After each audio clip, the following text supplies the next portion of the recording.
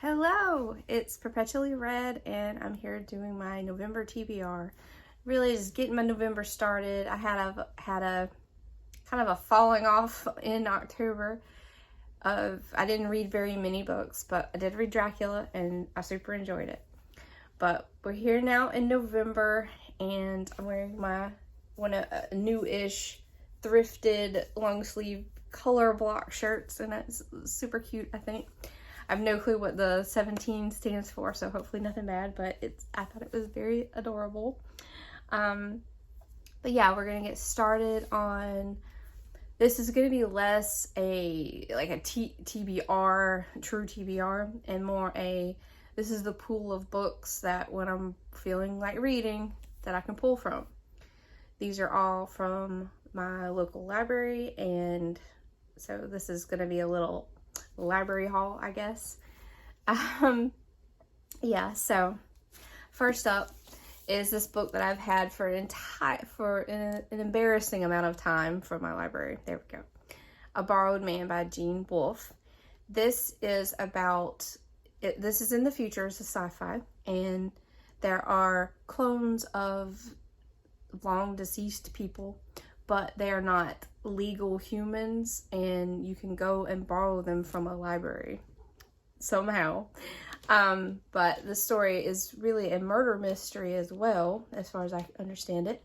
And we have this woman trying to find out who murdered her father, and the only clue she has is a deceased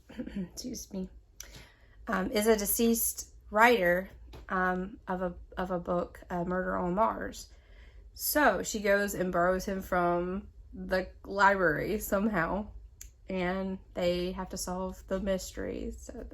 So that seems like an interesting time. I'm sure it'll have a lot of things to say about it not being a legal human. So it could be pretty interesting. I'll have to see how it goes. But yeah, I have to read that very soon because it's very much going to be due back to my library very soon. Next I have another constructed non-human robot. This is the Murderbot series. This is 2, 3, and 4. Let's see what the names are. I don't even know. Artificial Condition, Rogue Protocol, and Exit Strategy.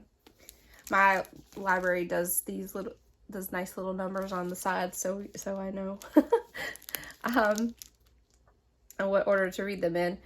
But it's the Murderbot series. This is about I'm not positive whether he's a clone, robot, cyborg, AI, something. Its pronouns is it. So, but yeah, Murderbot is a soldier, a created soldier that is supposed to be protecting people. This is from the first book. It loves watching like telenovelas, or basically soap operas or some sort. So it has a quirky personality. Yeah, so that's a fun space romp. And I actually don't know what those 3 are about, but you know, I'm probably gonna read them. They're little novellas. They're pretty quick. Next I have, and these are by Martha Wells. I forget to talk about the author half the time. So I bought, I think, the second book in the series during my budget book buys, and so I found the first book at the library. This is Children of Time. I don't know much about it. It's a chunker. It's 600 pages. It's the last remnants of the human race, and they're on their way to this forgotten Eden planet, and I'm sure there's going to be some kind of political intrigue or something, and a fight to be the one that gets to own the planet or something. As you know, sci-fi, space books go. But this is by Adrian Tchaikovsky. Oh, I'm sorry. I apologize for that. But yeah, it says now 2 civilizations are on a collision course and must fight to survive. As the fate of humanity hangs in the balance, who are the true heirs of this new Eden? So, Children of Time, and then I believe I have Children of Ruin. So it doesn't sound like it goes particularly well. Next I have I didn't know,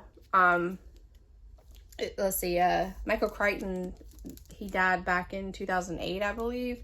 And this was published in 2017. This is Dragon Teeth. So I'm not sure how that worked out, but this is also the person who wrote Jurassic Park. But this is about, this is 1876, paleontologist going west in the U.S., the Americas. Not the Americas, just America. United States of America. Yeah, so the Bone Wars. And I'm actually attempting to write a novel that's a Western, so I thought this might be interesting to read. You know, during NaNoWriMo, I'm trying it out. It's my first time, so I'm not expecting to win NaNoWriMo. But I'm, playing with the idea, so. Okay, so next book is Hearts of Oak by Eddie Robson. So this one I'll just read off the back. The buildings grow and the city expands, and the people of the land are starting to behave abnormally. Or perhaps they've always behaved that way, and it's normality that's at fault. So, yeah, I'm a sucker for, buildings that grow as a plot device or whatever. Now, I think these are being constructed in this book, just from reading the rest of the things. But it seems interesting. It says it has talking cats, or at least a talking cat, and the nature of reality. So it sounds right up my alley. So we'll find out together. And a surprisingly amount of books that I've picked this month are from Tor. So from a book that's about a city surrounding people, we're going to the people surrounding this one building, Cathedral, by Ben Hopkins. This is what I know about it. A thoroughly engrossing, beautifully told look at the human frailty. Sorry. So we're gonna look at human frailty and enjoy the sadness of it. That's what I take from this. This is my big boy of the month by 18 pages. So this one's 618, where my other sci-fi one over there was just 600 flat. But yeah, this is so historic fiction surrounding a cathedral being built and people living in it, around it. Okay, so another historic fiction. This is The Warlow Experiment by Alex Nathan. And this one has a scientist who wants to have like an interesting experiment to write a paper about. He pays a man, Warlow, 50 pounds a year for the rest of his life if he'll stay in his basement, like his underground suite, without any human contact for 7 years. And he'll keep a journal of it. So this is another historic fiction looking at human frailty, probably. Let's see. I know I read something. An utterly transporting and original historic novel about an 18th century experiment in personal isolation that yields unexpected and deeply shattering human results. So, yeah. That one, isolation is always something that I enjoy. Well, I can't say I always enjoy reading it, but it hits, right? For me a lot of times. Okay, so I don't know much about Shirley Jackson. I think I might have read one book by her. I can't remember. I know We've Always Lived in the Castle on my Libby app, but I don't think I read it. Anyway, these are all short stories by Shirley Jackson, who writes horror. So I assume these are going to be horror. And yeah, it says The Lottery, one of the most terrifying stories written in this century. So as far as I know of The Lottery, it's like it's kind of the original Hunger Games or something like that, where if you won the lottery in this town, like you were murdered for some purpose. I don't know. I got a couple more books, but we're going to take a juice break. So my drink of the day is Natalie's Orchid Island Juice Company, carrot, ginger, turmeric, and apple. So I'm going to see how this tastes. I am fond of carrot juice. Ooh, it smells nice. I smell a lot of ginger to it. Turmeric drinks, on the other hand, are usually a miss for me, but I have had a couple that had it as a minor ingredient that I've enjoyed, but here we go.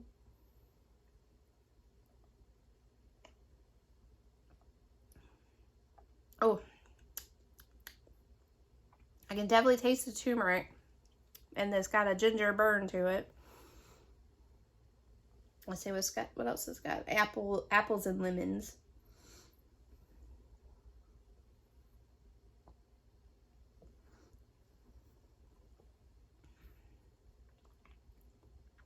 I feel like it could use a little more sweetness, so maybe up the apple juice a little bit. That's how, ooh, yeah. It's got a ginger burn down your throat. That's kind of nice. I do enjoy just like those ginger candies that's just like, it's like a chewy ginger. I do enjoy those, and this really has that flavor, but it's a little less sweet. Yeah, I think a little more sugar would make this like really good. So it doesn't have any added sugar to it, but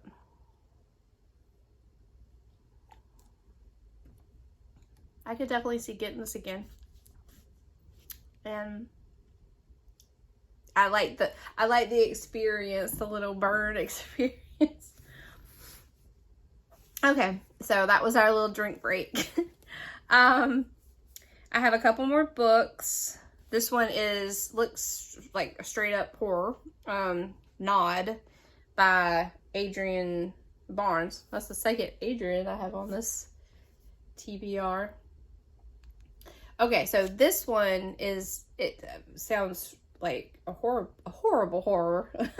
After 6 days of absolute sleep deprivation, psychosis will set in. After 4 weeks, the body will die. In the interim, panic ensues and a bizarre new world arises in which previously on the fringes of society take the lead. So, this sounds like, give me zombies, but not actual zombies. So these are sleep zombies. That's what it sounds. I haven't read it yet, but that's what it sounds like.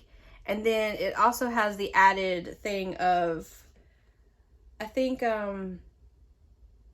yeah, so 1 in 10,000 can still sleep, and they shared the same golden dream. So you have sleep zombies, but then you also have these, like, I don't know, chosen few doing something. I don't know. So that sounds really interesting. And it's a real gruesome little, like, veiny eyeball cover. So that's neat. Yeah, so that's that. And then, so I went from sci-fi through historic fiction and then to horror there. And then for something completely different, oh, I should have practiced saying this.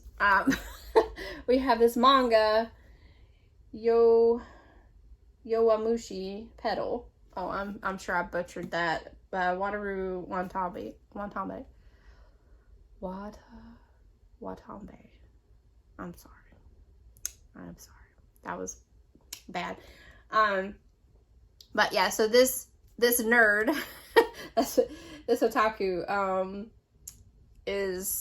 decides he really likes biking, and he then somehow goes up against a bike team. Let's see. Power pedaling Sakamichi Onada has long been conquering the steepest slopes and regularly making the 90-kilometer round trip to Akihabara on a mommy bike. But when his bike commute to his new high school lands him in a confrontation with the serious first-year road racer Zumi, Onada has a major showdown on his hands. So yeah, he goes from what they're calling a mommy bike to a professional bike, and we have to, we're along for the ride. Yeah, so I was interested in this one, or I guess that's his rival there. He's much cooler looking. I always like to have a manga in my TBR. But yeah, that's it. That's what I have. I'm gonna continue drinking my juice and thinking about plans for November. I have plans to do something with this hair. And hopefully I'll be a decent vlogger this month and actually record something and put it up for you to see. Yeah, so I feel like November is gonna be slightly less chaotic than October was. October, I was coming off of a really bad trip to Portland. Not like a drug trip, but a bad trip to Portland. And I was kind of getting over some emotional stress things. So I'm feeling much better now and ready to get back into life, get back into the swing of things, and have some fun parties and such for the holidays planned, and lots of reading. Yeah, so it should be good, and my schedule should hopefully go back to normal, where I'm posting most Saturdays or Sundays and having a good time. But yeah, thanks for watching, and I hope to see you in the next one. Bye.